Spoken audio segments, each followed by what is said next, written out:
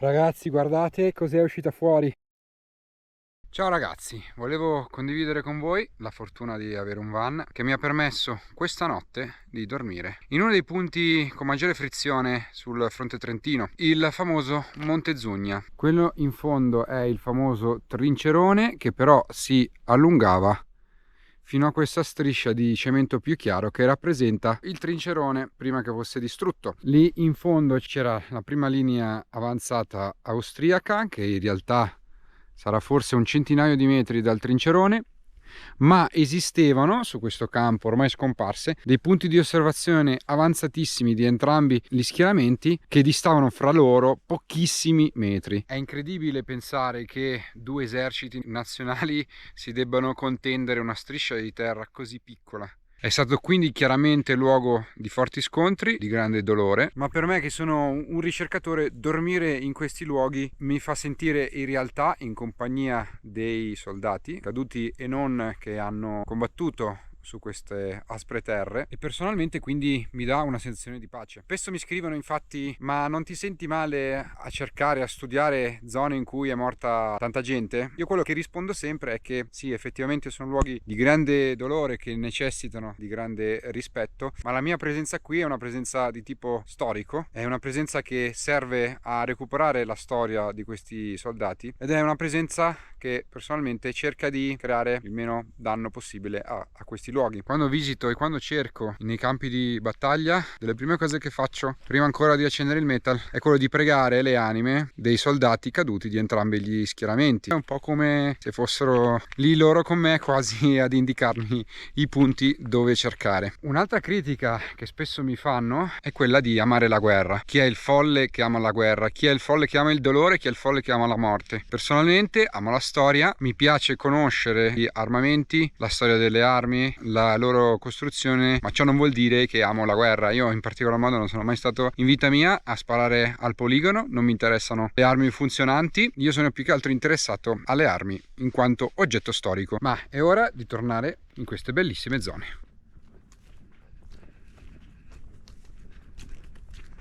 Il primo segnale praticamente a vista era sotto le foglie, una gavetta italiana da truppa, purtroppo messa non benissimo.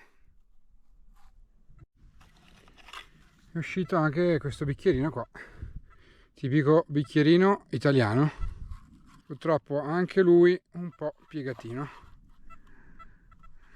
Allora, sono sul bordo di una trincea, sotto ovviamente c'è un dirupo e c'è un segnale proprio sotto il muro della trincea, molto profondo, grande ma molto profondo. Sentite come il suono è continuo? Questo ci sta ad indicare che c'è un oggetto molto grande giù in fondo. Ora andiamo a cercare sperando che non sia spazzatura. E dopo tanta fatica vi faccio vedere che cacchio era. No, si fa fatica persino a tirar fuori per il peso. Guardate che sleppa, che spessore, non oso immaginare, ma credo che questo sia proprio la scheggia di un 305, perché per avere questo spessore qua può essere solamente un calibro veramente grosso. Guardate in confronto alla mano, che bestia ragazzi.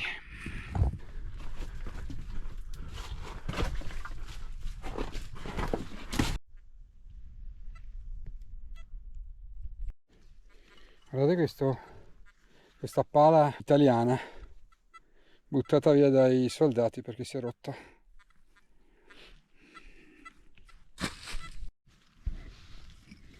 E anche oggi il nostro vaso non ce lo toglie nessuno. Siamo sotto trincee italiane, quindi riga destrosa e austriaco. Shrapnel. Buonanotte. Guardate qui che bestia. È la punta, cioè sì, è la punta di una perforatrice con la punta spezzata, e per questo che è stata buttata via. E qua qualche recuperante ci ha lasciato un piccone italiano, bello che piegato. Ragazzi, guardate cos'è uscita fuori. È una bellissima carbone, ma attenzione, tutti si ricorderanno della classica carbone con il manico sul culo, ma signore e signori, attenzione, questa carbone non presenta i tipici fori per il manico, appunto, quindi è una carbone di quelle dette invertite, una rara versione che si trova solamente in alcune zone, molto rara, molto ricercata. La presenza di questa carbone purtroppo con il colletto rotto e senza tappo, che è la parte che vale di più, mi fa ben sperare. È comunque un bellissimo pezzo da collezione. Non so se si riesce a intravedere dal video, ma questa granata era caratterizzata dal fatto di aver impresso sulla propria frammentazione la scritta granata carbone. Signori, se esce una carbone invertita, oggi abbiamo fatto bingo. Si è fatta una certa, direi che è giunto il momento di tornare al camper.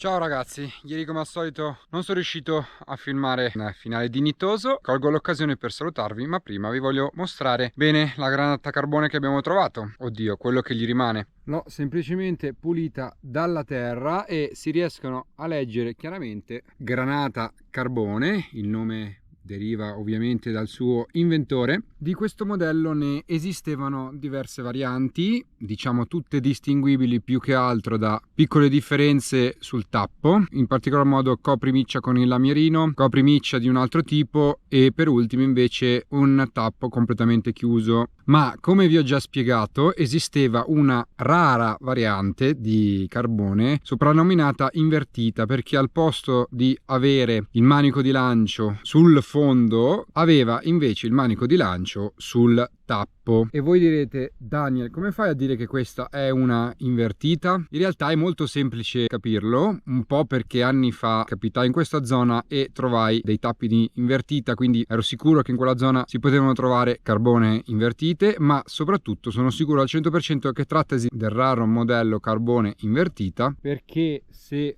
osserviamo attentamente il fondello non troviamo i due tipici fori che lascia il manico di lancio. Spesso si trovano carbone senza manico di lancio, ma hanno sempre i due fori perché ovviamente era saldato.